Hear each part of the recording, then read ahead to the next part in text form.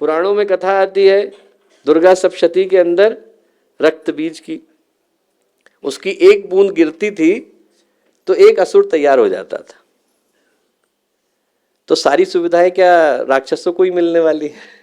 देवताओं को कुछ नहीं मिलेगा? मैं कहूंगा कि हम लोगों को भी रक्त बीज बनने की जरूरत है।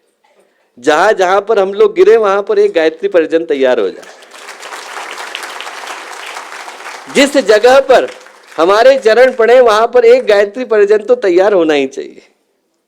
सारी सामर्थ्य सारी शक्तियां क्या असुरी लेकर के बैठ जाएंगे? देवताओं के हिस्से कुछ नहीं आएगा।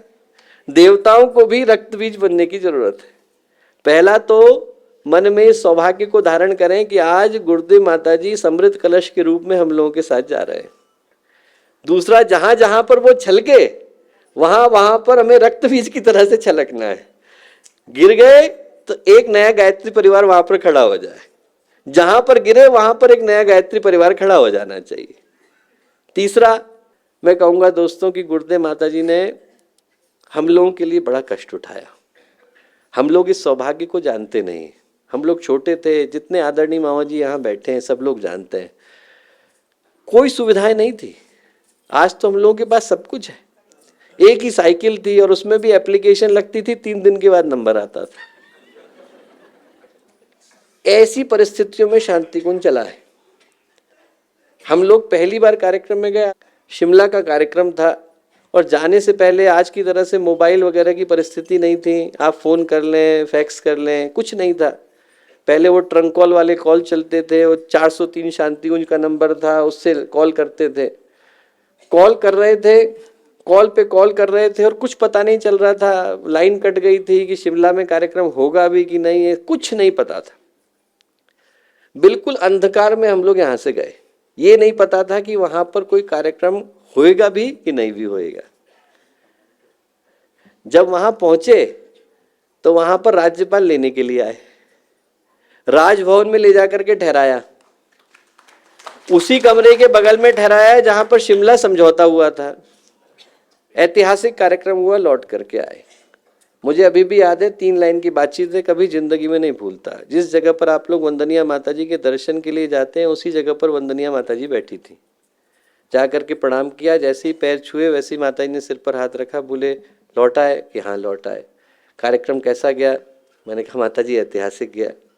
जब गए थे तो कैसा लग रहा था? तब तो बड़ी मन में शंका थी कि अच्छा होएगा कि नहीं होएगा। माता जी बोली अच्छा हुआ?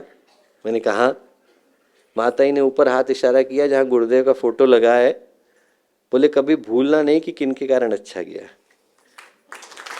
जिनके कारण अच्छा गया दोस्तों, जिनके कारण कार्यक्रम अच्छा गया, जिनके कारण कार्यक्रम अच्छा जाता है, जिनके कारण अच्छा जाएगा, वो हम लोग नहीं है वहां बैठे। हम लोगों को ये सोचने की आवश्यकता है कि हम उनके लिए क्या कर सकते हैं।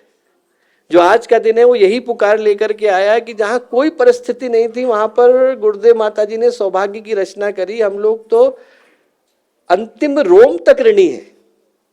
इस शरीर को छोटी छोटी बोटियों में कोई काट दे और हड्डियों को भी बेच दे तब भी हम गुरुदेव के ऋण से मुक्त नहीं हो सकते।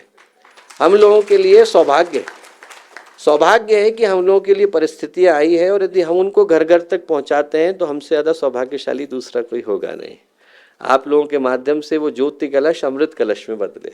आप लोगों के माध्यम से आप लोगों का एक एक चरण नए गायत्री परिवार में बदले। आप लोगों के माध्यम से एक एक गली गायत्रीमय हो, एक एक मोहल्ला गायत्रीमय हो। ऐसी प्रार्थना मैं पूज्य गुरुदेव से वंदनीय माता जी से करता हूँ। हमारे YouTube चैनल शांति कुंज वीडियो गायत्री परिवार को सब्सक्राइब करें एवं बेल आइकन जरूर दबाएं ताकि गायत्री परिवार की विभिन्न गतिविधियों की जानकारी आपको मिलती रहे।